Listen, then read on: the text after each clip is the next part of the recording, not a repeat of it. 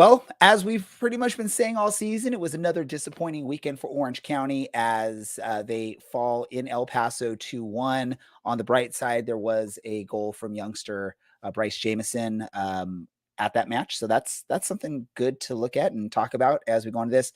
We're going to talk about the match. We're going to look ahead to the final match of the season in San Antonio, plus whatever else we decide we want to talk about because we like to talk. That's why we're here. Let's get this thing started. Welcome to the Podcast of Champions. This is the Orange and Black Soccer Cast.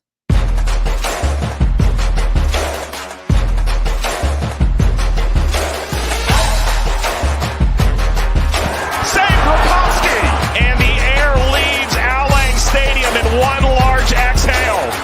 Trouble. Arosarena's beat. Orange County opens the scoring. It's Thomas. Kuninga scores! The old guard with a new trophy. This is the Orange and Black Soccer Cast, the first and only podcast dedicated to Orange County Soccer Club, its fans, and supporters. Follow us on Twitter at OCSC_SoccerCast or on Facebook at Orange and Black Soccer Cast. How's it going, Orange County? Welcome to another episode of the Orange and Black Soccer Cast, the first and only podcast dedicated to Orange County Soccer Club, its fans, and supporters. I'm your host, Ray Samora, and I'm here to take you through the journey as we discuss all things Orange County Soccer Club. Let's run through the people that will be helping me out with that this evening. First, up in Reno. Now, he was ready to jump on the screen at this point. That's Mr. Brad up in Reno. Brad, welcome, as always, to the show. How you doing, my man? I'm doing quite well. It's my last week at my current job before I get ready to move down to Vegas. Oh, yeah, moving down to the dreaded Las Vegas. So we're going to see Brad at some Las Vegas Lights games in the near future, right? Probably only if Orange County is playing or a team or supporters group that I really want to see. All right. Well, that's good. At least you're not changing allegiances and jumping on the electric lights bandwagon there. Also joining us tonight, we've got the bearded, amazing bearded, knowledgeable soccer guy. That's going to be his new official tag. Instead of fat guy running, it's going to be the whatever I said. Fat guy predicts the score. There's a space in there, a needless space. Bearded fat guy predicts the score. Bearded fat guy predicts the score. There we go. For those that don't know what we're talking about, this guy has been basically a master at predicting the score, the outcomes this year. He's destroyed everyone on our prediction competition. Disputed. I guess someone's not me, but go look at the Discord and there is shenaniganery. So can I before we get into all this discussion, can I just say his name first? It's Mr. Larry. Welcome, Larry. How you doing? I am doing fantastic, guys. Always a pleasure to be here. Are you sure about that? I mean, apparently it is a pleasure because you keep returning. We haven't scared you off yet, like some of our other co-hosts. I'm loving doing this. I'm honored that you guys invited me to be a part of the team. I'm just waiting for the shoe to drop for you to say, okay, enough of this guy and give me the boot. Which would be fine too. You know what's amazing with all of this is it's especially with how bad the season's been for Orange County. It's sort of therapy, right? To come on here, get together with some friends, some people chiming in on the chats, and just being able to relieve some of that stress that we feel from what is more likely than not been a disappointing weekend for much of the season. And by the way, I forgot to say, at least from what I could tell with shipment notifications for me, happy Pixel 7 Eve, y'all, because apparently tomorrow I get my new Pixel 7. I'm excited about that. You're just like my brother. It's all about the pixels. But let's get into this conversation here because no one's here to talk about technology or beards or Las Vegas, I guess. From what we got here. By the way, it looks like Dylan's not going to make it tonight. He was too busy to hang out with us. So I hope you have a great week, Dylan, and don't throw in any predictions. We will make a prediction for you for this final match of the season. But let's talk about the most recent match that saw Orange County yet again come up quite short, even though the scoreline maybe doesn't make it look that way. A disappointing loss in El Paso.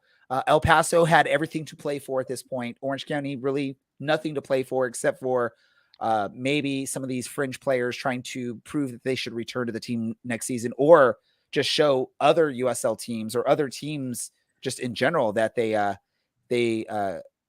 can play. And I mean, by all means, you watch that kickoff for the match, that shows sort of what Orange County season's been all season, right?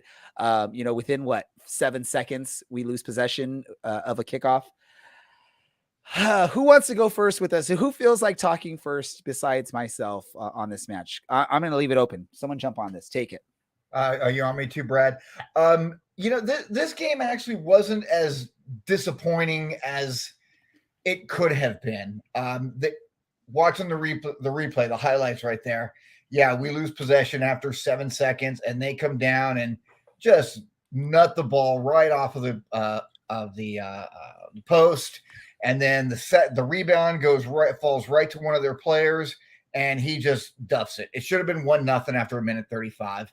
So that was a good thing that we didn't go down that quickly. El Paso playing for everything, Orange County playing for nothing, and it looked like it. I don't think we played horribly, but I think that the deserved final score is what it should have been. We had no business thinking we should or could have won this game because the team it was a very lackluster performance. Brad, your thoughts on this match for Orange County? Do you agree with Larry that maybe it wasn't as bad as I'm making it sound to be? I don't think it's as bad as, the scoreline indicates. Obviously, no Milanowski. We knew that this game was going to be rough to score goals without him. Still Brent Richards, is playing as a center back, which is not the best use of his talents. And looking at that goal that was allowed first, it looked like, breakdown of communication between Brent and Orozco, and Brent's covering the man and no one's really covering the middle of the box there. And Orozco shows up late. Now, I don't know the exact communications or who was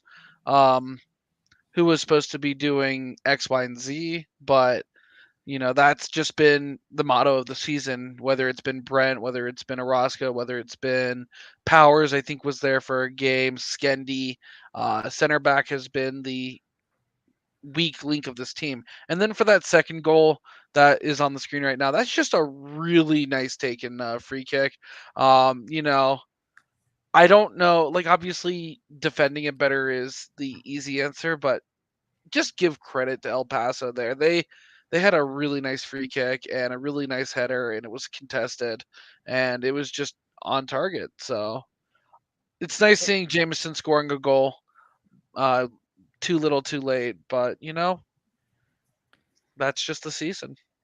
I mean, that really has been the season, because obviously I know I made it sound like it was just this horrendous game from Orange County.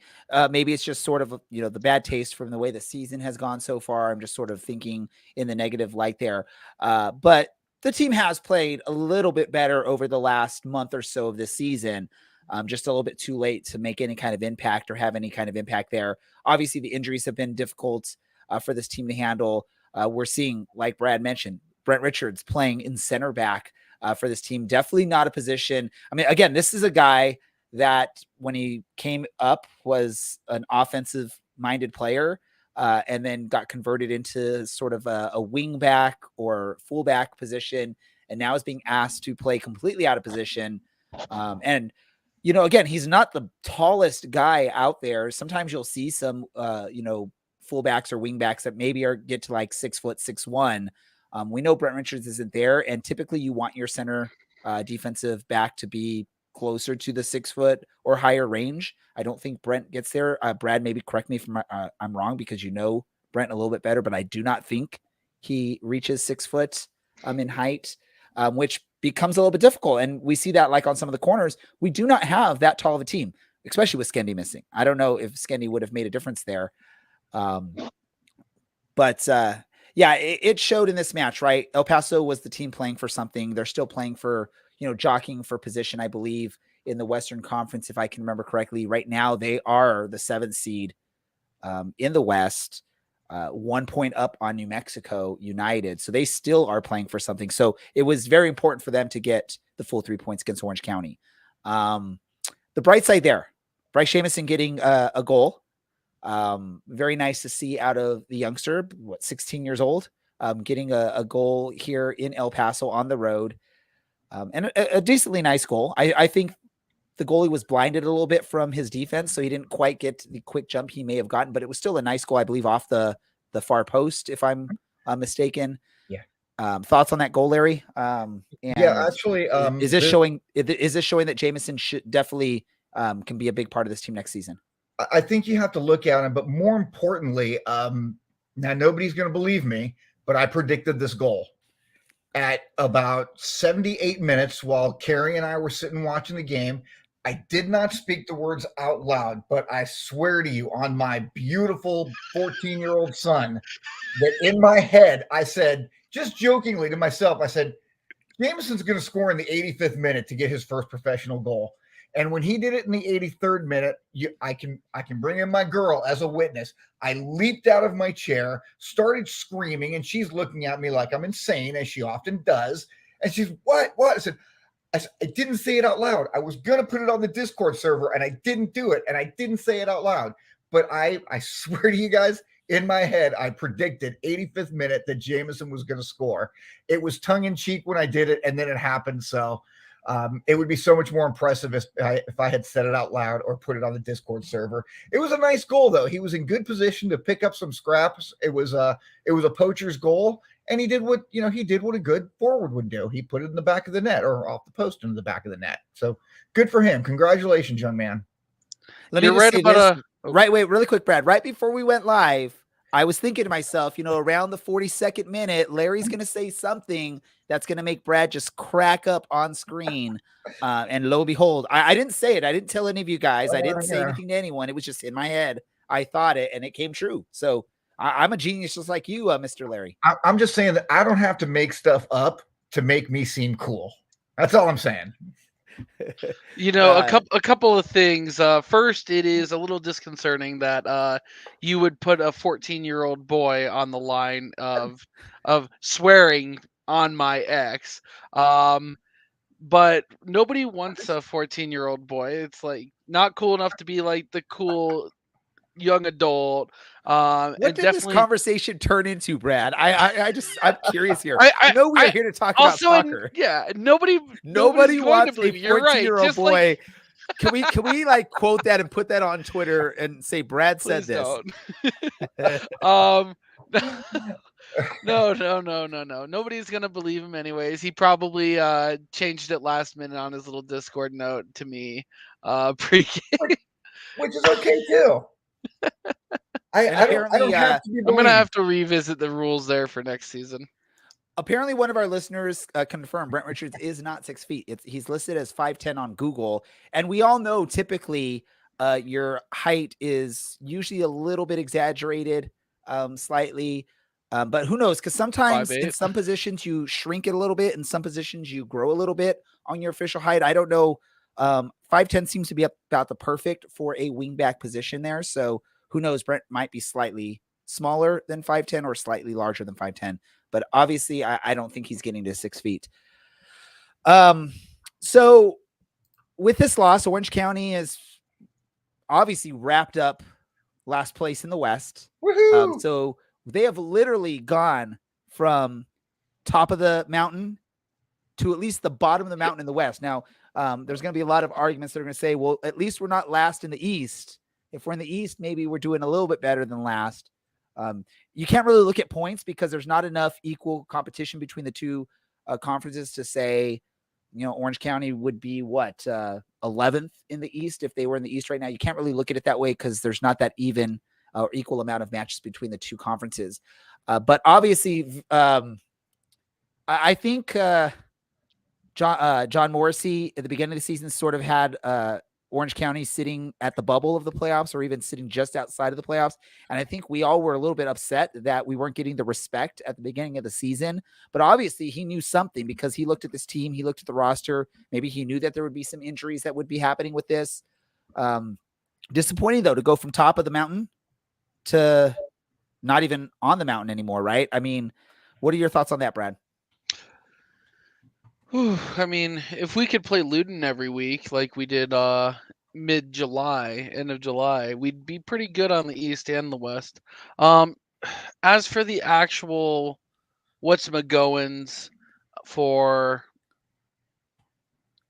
what Mr. Morrissey said, essentially, yeah, stats don't lie, it turns out. And he did a good job predicting where we were going to be, although I think he even thought that we'd be a bottom tier or just outside a playoff team. I don't think anybody could have predicted at the beginning of the season that the reigning champions, and remember at the time we still had Damas coming back, or at least he was still rumored to come back. He wasn't sold yet. Nobody really knew what was going on with the whole embassy thing. And then, nobody also could predict Milan would be number one in the Golden Boot race and going into the last game of the season with a pretty hefty margin in that race too.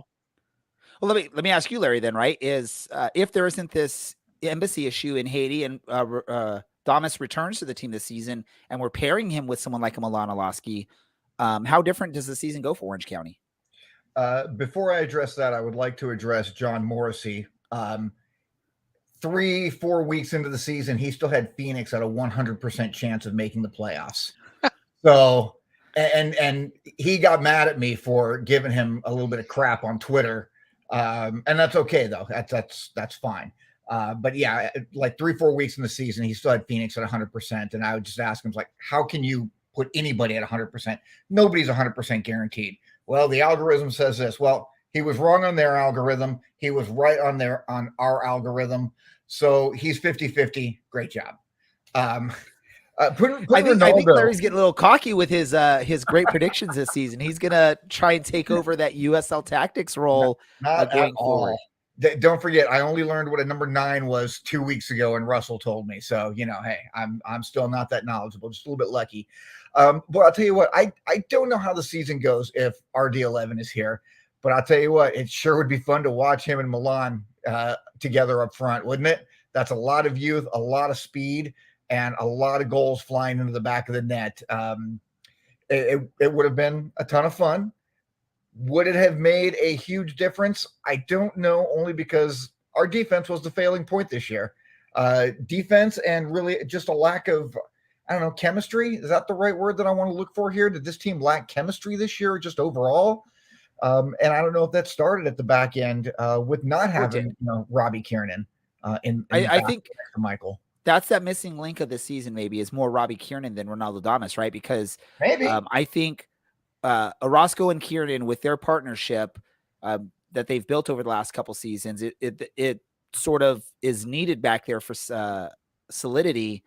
And with Kiernan missing pretty much the entire season, as good as Michael Orozco is, he looked poor at times. And part of that is, if you look back at previous seasons, is Rob Kiernan was always there to back up Orozco when he made a mistake, and vice versa.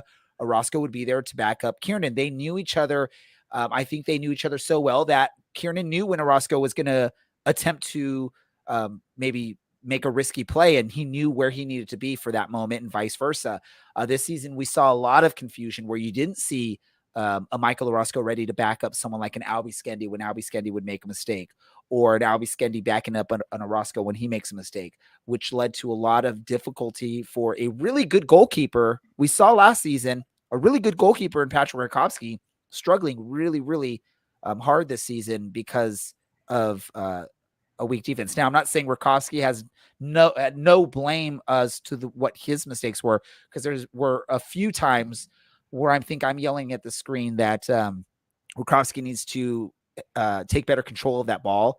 Quite a few times where instead of him either holding on to it or really swatting it away emphatically, he just lets the ball sort of bounce right in front of him. And again, with the defense we had, not really poaching on the ball and getting it out of there, it was really bad situations. And again, maybe that's a Rob Kiernan thing. Maybe that's why Rakowski looked so good last season. She had a Rob Kiernan who would be in the right spot to clear the ball whenever Rakowski couldn't hold on to it.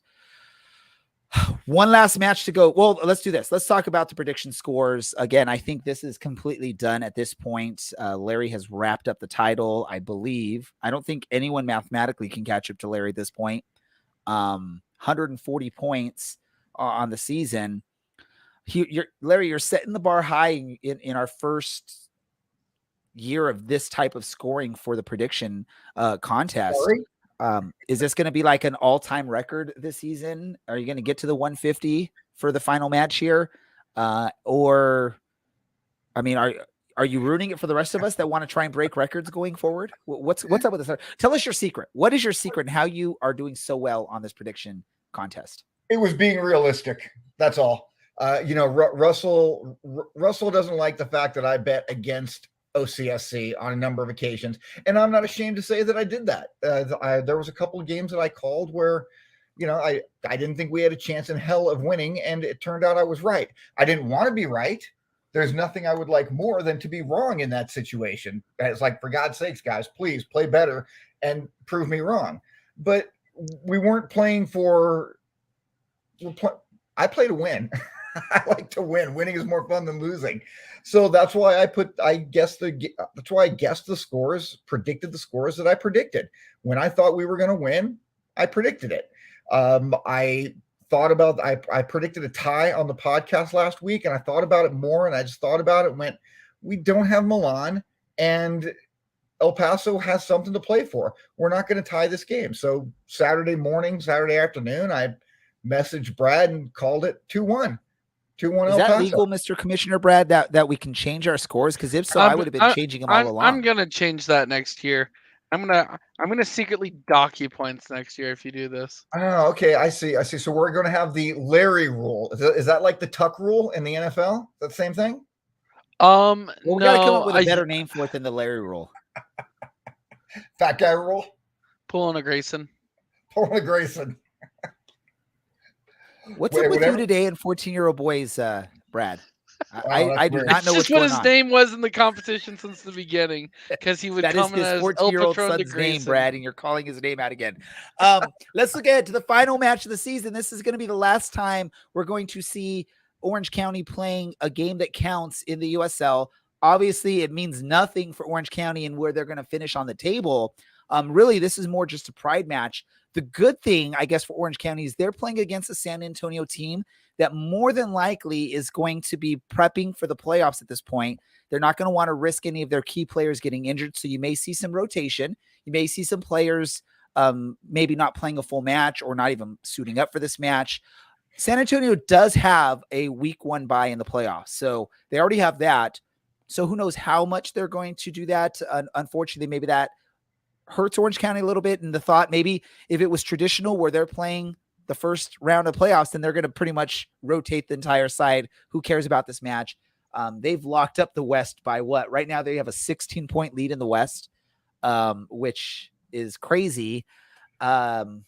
So what do we think with this match? Is this a match where you're Orange County? Do you go out there and play your strongest team, looking to finish the season on a strong note, get a win, just, end it high? Or are you looking at this match, we're done, let's just give our veterans a rest, let's just play the young kids? What is your approach on this if you're Coach Richard Chaplow, Mr. Larry? I think it's going to be a little bit of a combination. I think we're going to see some of the kids in the starting 11. I think, though, more importantly is that this team is going to want to, I think Chaplow and the entire organization is going to want to see Milan lock up the Golden Boot. Orange County's never had a Golden Boot winner, to the best of my knowledge. I could be wrong, but I don't think Enna Bolton won it back in 2018. I think he was a couple of goals down that year. So yeah, I think that they're going to do everything they can to feed Milan the ball.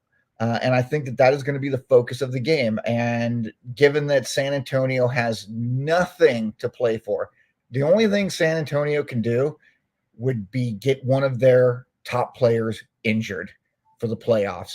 And that would be tragic. Just ask the Tampa Bay Rowdies and their goalie from last year before the championship. Don't do something dumb. Don't get somebody injured. So I think that San Antonio comes out with probably a second-tier squad, and I think Chaplow is going to put a lot of focus up front with getting the ball on Milan's foot as often as they possibly can. Now, forgive me if I'm wrong here, but will we know if Milanowski even needs to score a goal by the time the two teams take the pitch? I can't remember what time I'll look it up. Memphis 901 plays their final game match season. I believe they kick off at 5:30 Pacific time. They do. Orange County will be kicking off at what time? 5:30. So they're kicking off at the same time. So, okay. So at this point, you're not really going to know. Maybe towards later in the game, we'll know how many goals have been scored by Philip Goodrum. Carlson will need more than a hat trick to overtake Milanowski. So even if Carlson from the Roots gets a hat trick, Milan wouldn't need to score anything, and he'd still at least have a tie for the Golden Boot. So maybe not a need for Olowski to get the golden to do anything to get Golden Boot. Now maybe you're looking at, and maybe this is what Larry meant to say, is we're looking maybe at the scoring record, the goal record, which I believe is 25. You'd have to tie at 25. So Milan gets a hat trick, you're tied for the all-time season scoring lead with, what is it, Cameron Lancaster, and who's the other one that is part of that? Haji Berry. Haji Berry. There we go. Haji Berry last year. So maybe that's what we're looking for from Milanowski, and maybe that sort of is the game plan. Let's just, we had a crappy season. Let's just at least get Milan in the record books for this season.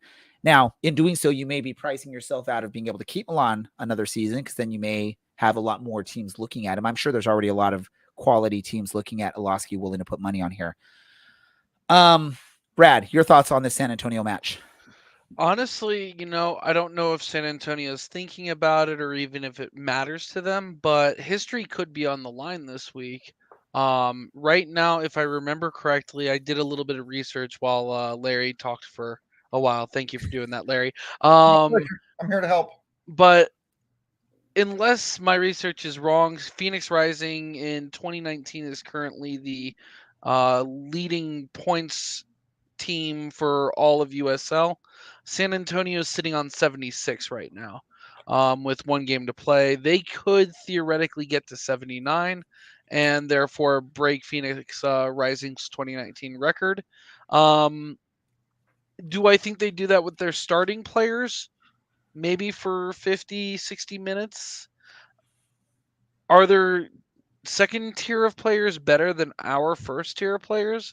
Or even if we probably end up playing the youth, which we probably will see a lot of players like Jameson, probably. I bet Phoenix, San Antonio is still probably the better team in this scenario. So it's an uphill battle. It's a team with nothing to play for, really, for us. Just to look good, because roster spots are going to be a thing in the offseason.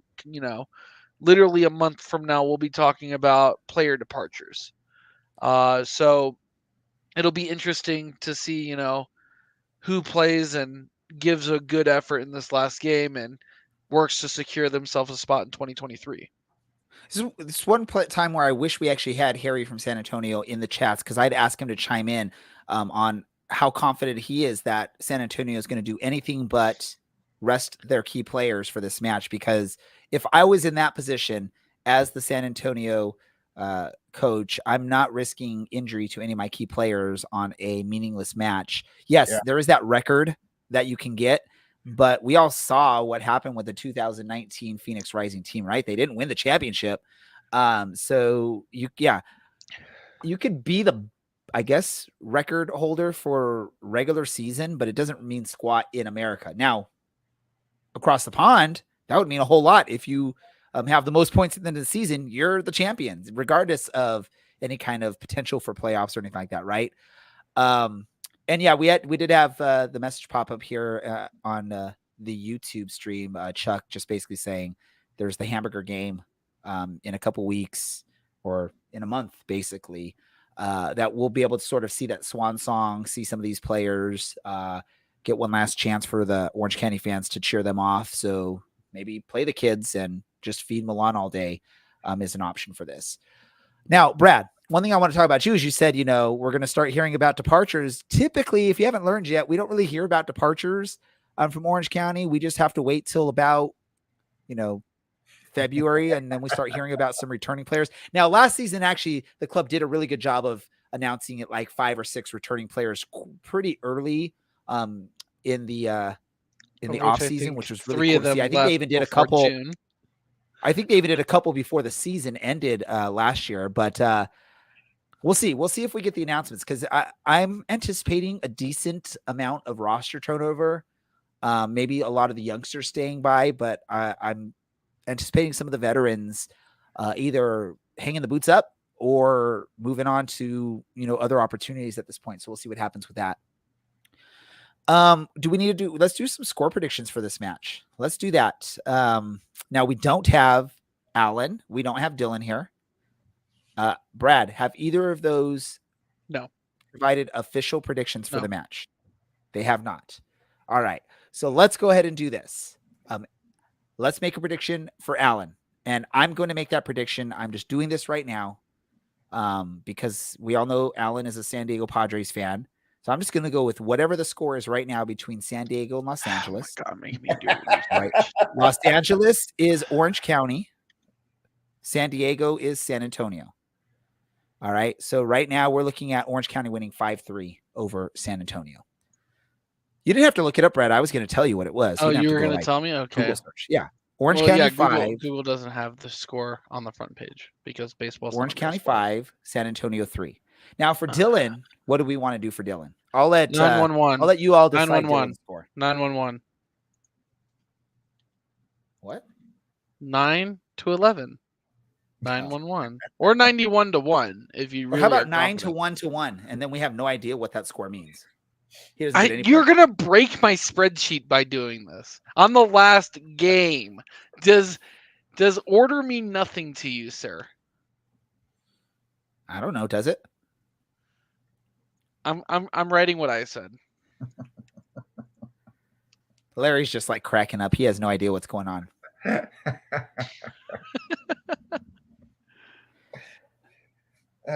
All right. Let's do this. Let's just sort of talk a little bit now that we're toward the end of the season. We will do official recaps as we get to past. We still have to predict. We still have to predict. We do. And, yeah, the three of us. Well, I mean, do we have to? Larry's already won it. Well, Larry's gonna say something, and now I'm already in a week, guaranteed last place. By the weekend, he'll change it. All right, let's do our prediction. What's your question? Do I just throw something just random out there and not try to set a very, very high bar for for somebody? You've already set a high bar. You're gonna change it anyways. Yeah, game days. Like, you know what? I want to take this serious because all I want to do is. I read the so tea leaves. It's the tea leaves. I'm telling you. All right, Brad. What's your prediction? My prediction is Orange County 1, San Antonio 3. Larry, what is your prediction? All right, I'm going to say this, and I am not going to change it on Saturday afternoon. You have my word on that. I might just change it between me and Brad, but it won't count. This will be my official score, 2-2. All right, ready for my prediction? Yes. Who's ready for this? San Antonio, 726.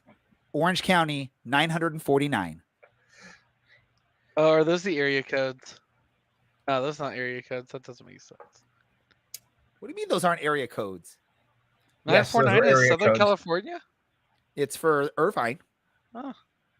Now, back in the days when I was a young lad, it was 714 for all of Orange County, but I guess too many people started getting phones in the county, so they had to make a whole new one for South Orange County. Okay, now we could do this. We're going to do official like year-end recap and talk about all the players and all of our give player grades and all that stuff. But let's do an unofficial one right now, just sort of talking about this team. Maybe we'll each talk about a bright moment or a bright person or just something positive. And we'll also talk about something that was a little bit disappointing for us on this season. So what do we want to start with, Larry? The positive or the disappointing? Let's start with the disappointing. Let's start with the disappointing. Brad, give us a disappointing moment, player, game, whatever you want to put in the disappointing category. And just to let everyone know that is watching, listening, whatever, we did not plan this. We didn't have anything prepped for this. So this is going to be all off the top of our head. So if we miss something that you think was either disappointing or positive. Throw it in the comments and we'll share them as we go along with this as well. You know what? My answer is going to be going down, and I think our worst, the beginning of the end game for me was June 11th, the game against Las Vegas in Las Vegas where we lost 3-0. It was in that game, and that was, I think, the only game I've gotten to see live this season. And I know it's not on me jinxing anything because we've looked bad in a lot of games this year. But I've never seen an offense so non-existent with this Orange County team in all of my years following the USL, with Reno, with Orange County winning the championship last year. I've never seen this offense control the ball so haphazardly, just grabbing the ball and kicking it 3 feet right into the other defender's foot. And then Skendi with an own goal and all this just horrible play. Conceding a penalty in the 86th minute. It was just the worst game I think I've ever seen this club play, and we have not, for the majority, gotten better from that. How about you, Larry? Do you have what's your disappointing thought on the season for Orange County? Mine is unfortunately a player, and he is an absolute fan favorite. Mikko Kuningas.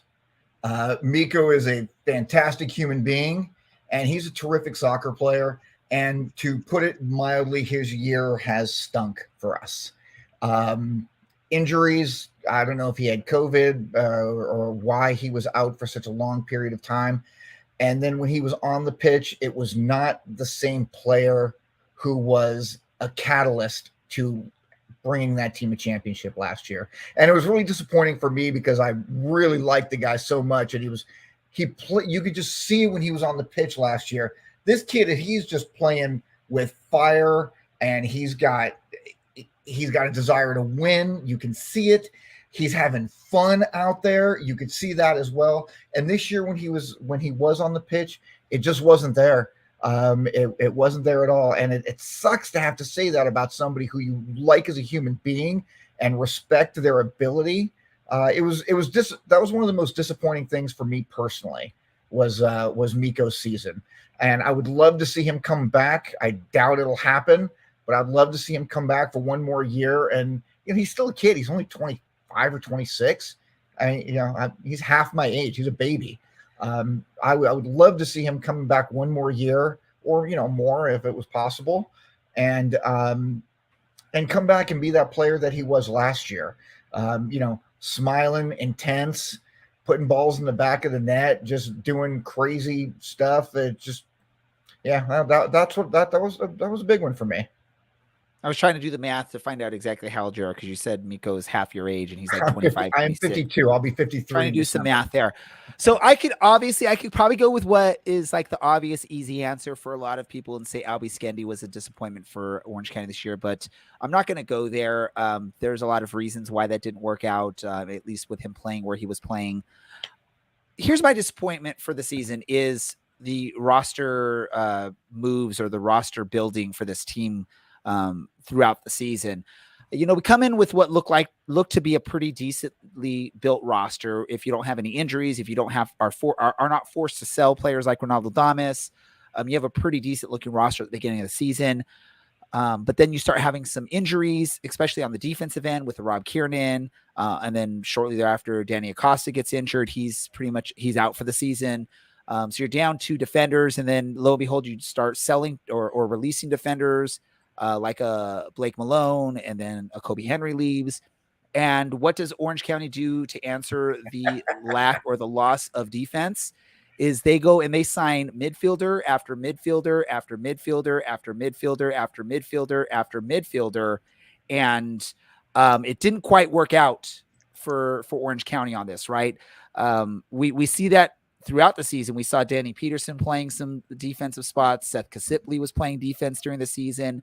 We saw, Powers playing some defense. And then the end of the season, although he is technically a defender, we're seeing Brent Richards playing out of position as a center back. I get it. It's a tough job to have. I'm not saying I could do better than what GM Oliver Weiss and the front office staff, technical staff are doing to recruit and scout and all that stuff. but there had to have been some sort of indicator that we need to sign a center back, a defensive player.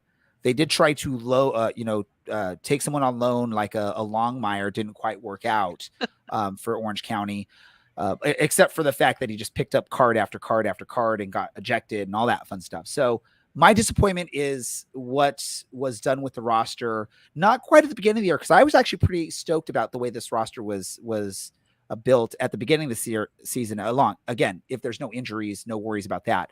But I'm sorry, I try to be a fake GM when I play a game like FIFA or Football Manager.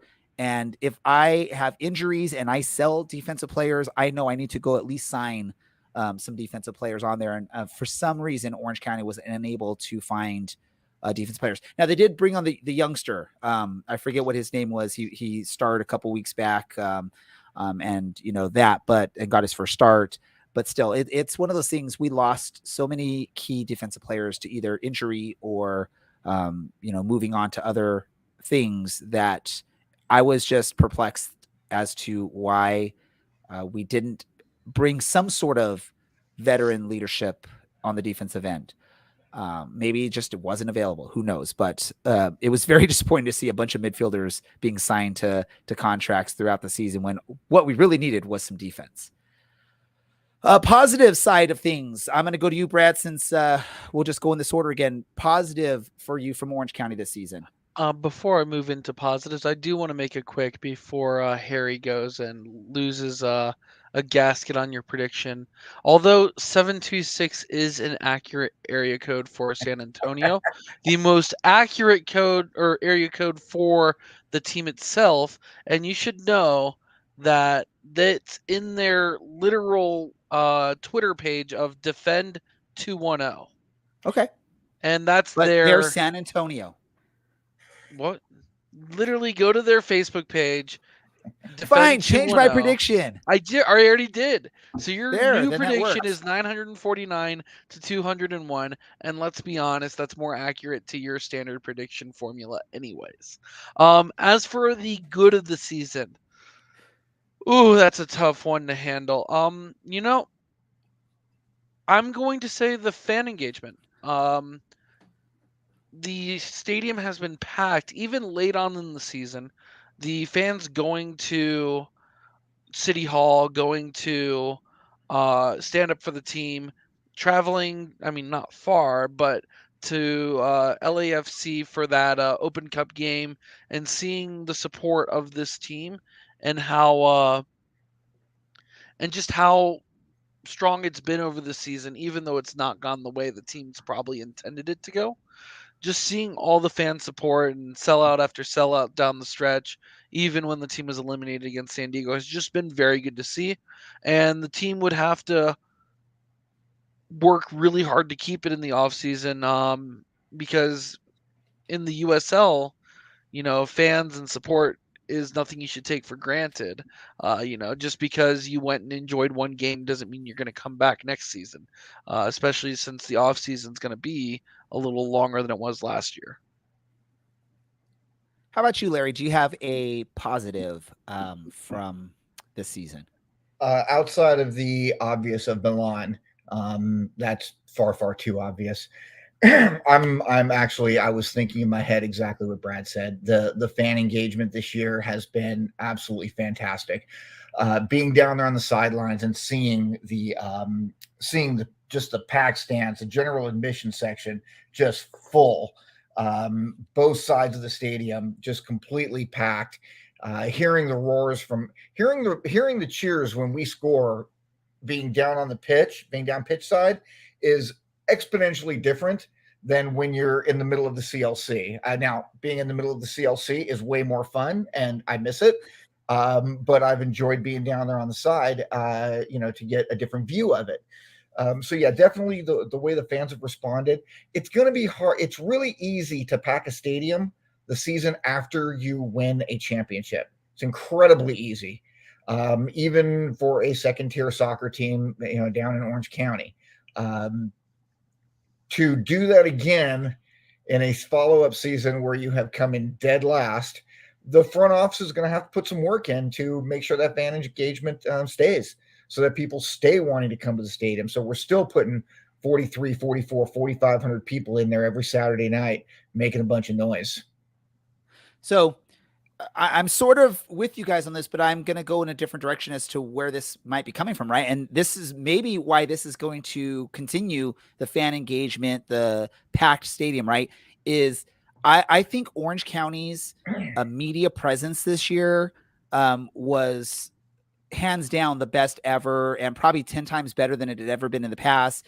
They had a deal with Bally Sports to show some of their games on a local regional sports network, although not everyone gets access to it because Bally Sports is really difficult to get. But for those that did have that channel and are randomly flipping through and there's a soccer match, oh, what is this? Orange County? Let me watch a little bit of it. Or the fact that it now could easily be shown in bars and, Buffalo Wild Wings, Chili's, or wherever throughout the LA, greater LA and Orange County area was pretty darn amazing.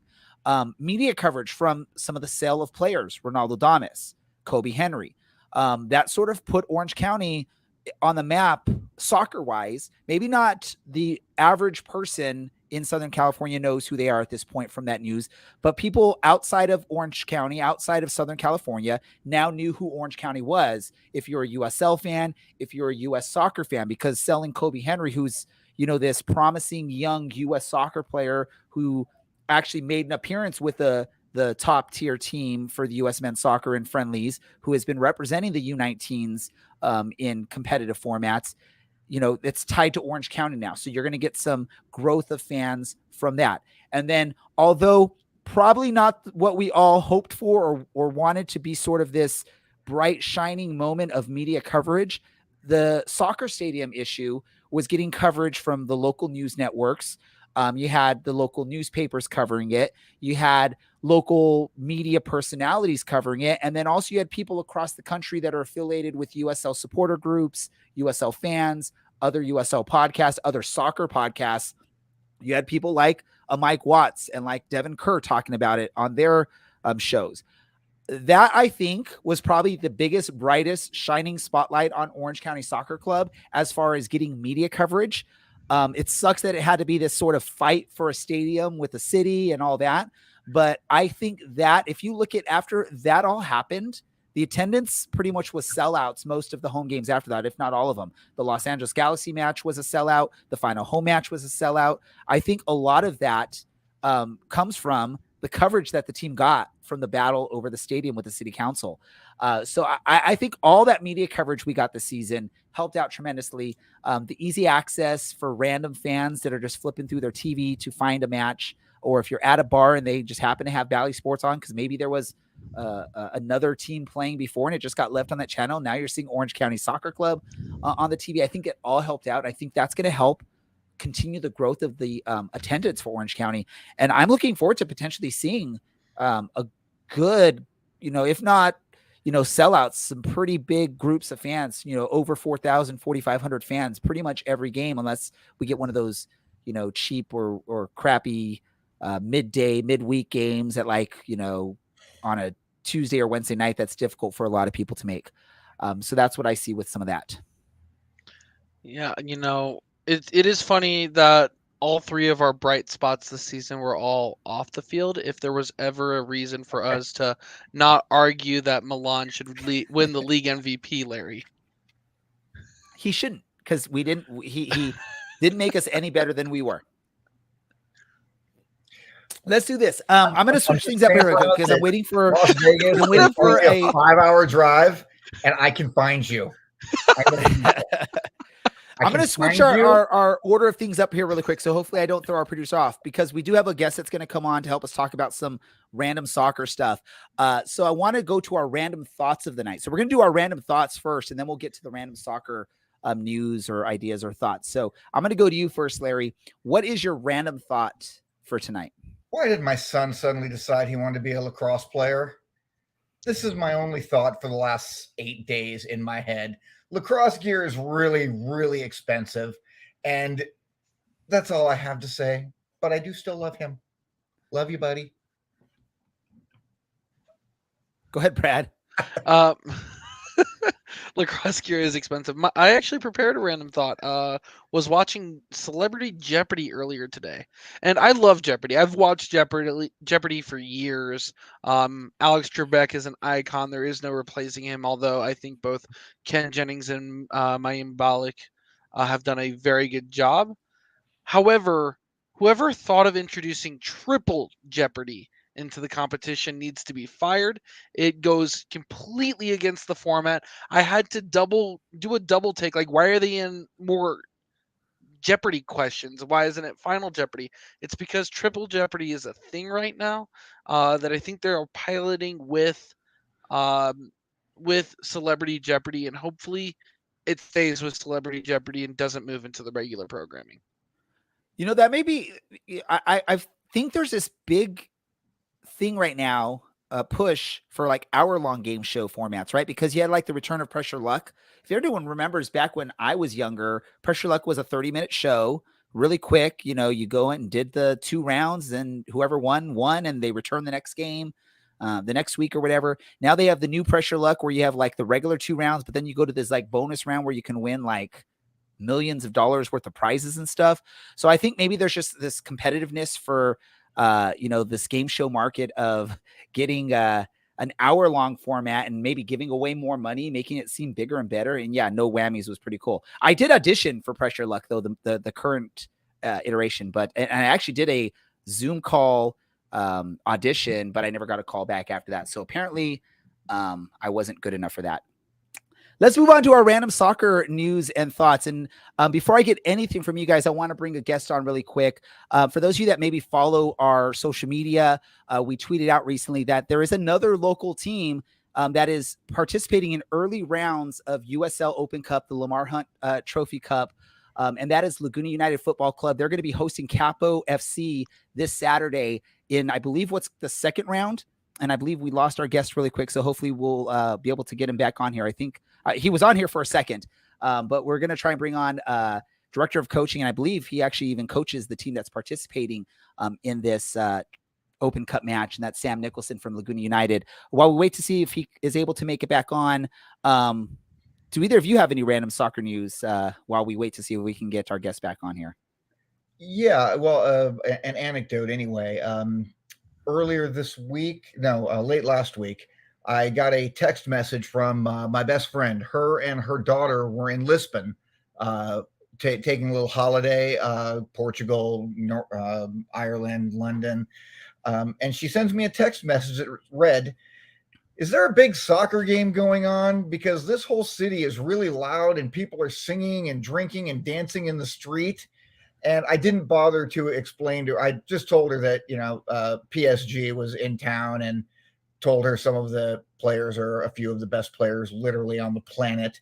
I didn't bother to explain to her, UEFA Champions League or anything along those lines. But it was kind of funny because her and her family, they're a basketball family, know nothing about soccer.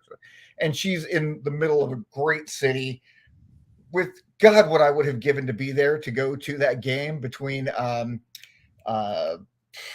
PSG and I'm just blanking on who they were playing. Probably Benfica. Benfica, thank you. I just couldn't pull the name out of my head.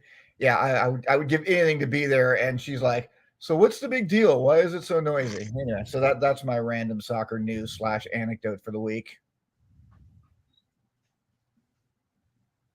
All right, Brad, I'll take the anything from you? silence. Yeah, former USL product, Mr. Josh Cohen played for Maccabi Haifa today in the same competition, the Champions League, out of Israel, and he played an absolutely fantastic game, getting tweets from various different organizations within the U.S. soccer sphere of, why don't we get this guy who's in top form, saving these amazing shots against Juve onto the U.S. men's national team? Mind you, he's a 30-year-old from Mountain View, California, who played in the USL and then moved over to Israel and has been playing there since. No, he had an incredible game today, and hopefully we see more of him in the Champions League, and hopefully they make a good run at it. Now, do you happen to know one of the USL teams he maybe played for in the past? Sacramento, Phoenix. And Did he play for Orange County? he did. Orange County Blues. Oh, He made that's 16 appearances for Orange County back in the Blues days. So he has affiliations with Orange County Soccer Club with their Blues days. I see our guest is still trying to see if he can get things fixed with the technical issues. So we're going to do that all fun thing when it comes to live streams, live video, live shows, is we got to figure out something to talk about here really quick. Any other soccer stuff anyone has to share? And then there was silence. Yeah, I'll say this. Yeah, Tottenham got back in their winning ways this past weekend, and I think they'll continue this upcoming weekend because they're facing a really challenging opponent in Everton this weekend. Brad, what do you think? Let's do this. We're gonna do a bet here, Brad. We're going to do a bet right here. And if you don't want to do it, you can chicken out. You could say, I concede. I know Tottenham's way better than Everton, so I'm not going to do this. I'm all in the spirit of the game. Pie in the face bet. So next week. I was thinking my go-to bet that I do with my brother, loser buys winner a scarf, and if it's a draw, then you just kind of walk away unhappy. Yeah, but pie in the face would be better for a live stream where one of us has to, at the beginning of the episode, throw a pie in our face and then do the rest of the episode with like whatever pie is on their face and just do the rest of the episode. Pie is awfully messy. Can I just do whipped cream? Can I just do whipped cream in like a pie? Just get a metal pan, throw some whipped cream in it, and put that on your face. Go for it. There you go. You know what? What do we do if it's a draw? If it's a draw, do we just like kind of just sit here and chicken out? No, I like Larry. Larry's our commissioner for this. If it's a tie, we both do it. You're stuck with me on this one. All right, let's shake. All right, Larry, we don't need to shake. Larry's our proof, and all of our listeners that are watching are proof for this. All right, let's try and bring our guest back on here. I think we've fixed the technical issues. Let me try this introduction again. Laguna United FC, they will be hosting Capo FC in the Open Cup, second round of the Open Cup qualifiers, I believe is what it's officially titled. Maybe I'm wrong. We got Coach Sam Nicholson joining us. Sam, welcome to our show. How are you doing? Great. Thanks for having me, Ray. Sorry about the technical issues. No worries. We were able to figure out something to talk about while we were trying to fix that. But for those that are not quite familiar with Laguna United FC, just share with our listeners who you are, what y'all do, and then we'll get into the match for a few moments. Yeah, definitely. Thanks, Ray. Well, first of all, thanks for having me on. It's really great to be with you guys. So, so Laguna United, with the competitive arm of LMYSA, LMYSA being Laguna Girl Youth Soccer Association. We're a community-based nonprofit youth soccer program. Really, youth soccer program is the predominant side of what we do, offering levels of play from recreational to select all the way to competitive club soccer. So, Ray, you being obviously part of our select program, which is fantastic. So we'd offer that player pathway right from mini kickers, 2, 3, 4-year-olds on a Saturday morning, all the way up to our UPSL guys who have the experience of collegiate levels, guys who are graduating through our program and looking at that next level, whatever that might be at the collegiate or the professional level of the game. So, we're a all one community-based club that provides that opportunity all out of Laguna Niguel. Yeah, and you guys are participating. I believe from what I read, is this the first time Laguna United is participating in the Open Cup? And I believe Capo FC also. So after this weekend, there's going to be a team that's in their first run, making it to the third round here. Exactly. Share with us your information. Like, I'm sure none of us really know much about Laguna United FC from the UPSL version and what's happening with this tournament here. Let our listeners know like what to expect, who the team is. Maybe a player or two that we can be on the lookout for, maybe that will someday be seeing elsewhere. Yeah, exactly. No, I mean, it's UPSL team itself has only really been with the club for the last year. It was kind of brought down to us from a club in LA. A coach who's involved with us brought it down, and it was really a platform just to provide our youth players something a little bit extra, something to really graduate them past the age group level of play and introduce them to an adult level where they're competing outside of just their own age group, which happens a little bit late that we're finding at the youth ages. Is a fantastic experience for our younger guys. So in terms of the roster itself, we only have really right now 3 senior players being defined as players that have previous or have no longer have any collegiate eligibility. Everyone else has collegiate eligibility on the team. So the 3 players mentioned there are over the age of 25, or one's at 24 and one's at 25, and one, our captain, is a little bit older. But then from there, we have 9 current players that will be playing on the weekend on Saturday, that will be our current youth players playing at our under 17 age group level teams, all the way up to our under 19 age group teams. And then 4 players are LUFC graduates, graduated out of the program, had a little bit of experience at college, and they still have a couple of years of eligibility, taking a little gap right now.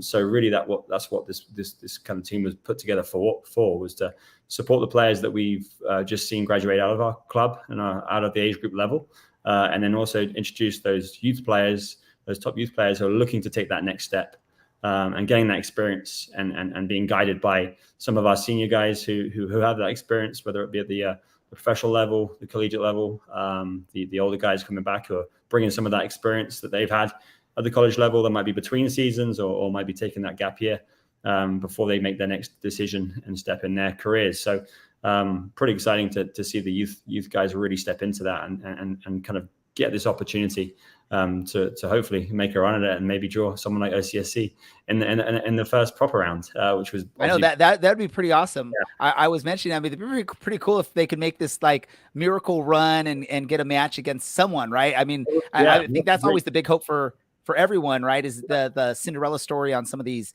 Exactly. I don't know what the scouting's like at this level. I'm not familiar with it, but what do you all know about your opponent, Capo FC? And are you anticipating a pretty good match? Yeah, I mean, Capo were a UPSL team, which is the league that we play in. They moved to Nisa Nation. They won UPSL our first season, our first full season last year. Last year we played them once. They beat us at home 3-2 on home opener. Very good game. They're a ambitious team looking to get into the Nisa Pro level. We're definitely familiar of them and their players as they are with us. They're also a youth club that are just over the freeway to us. Us being on the beach side, them being on the other side of the beach. So it's going to be a fun matchup. They definitely have some players there that are coming out of probably a more senior level of play, and they really are a tough program to compete against, and they have ambitions and some funding to go to meet the professional levels. So we're looking forward to it. It's a challenge for our youth guys, and is exactly what we want to put them in front of. So expect a local rivalry for sure, but a friendly one at that as well, and one that we can just use to push our players on. Now, obviously, you guys are hosting this match, but I believe it's, it's nothing like what Orange County would have at a big stadium or anything like that. This is just going to be a nice at a park type of game, a competitive match, but at a park. Share with our listeners, if anyone's interested in coming in and supporting and watching this match, where they need to go. Yeah, so it'll be at La Paz Sports Park, 7 p.m. kickoff on Saturday, October the 15th. It's at La Paz, it's free entry. You'll see a lot of our youth players there. Probably we're definitely going to pack it out. We're calling it Blitz La Paz Blue, La Paz being the field, and then blue being our colors. So we're going to blitz La Paz with blue and get the support. It's been great because all of our young youth players, right from 5-year-olds to 16, 17, 18-year-olds are coming out, and they're supporting these groups, these players, these teams.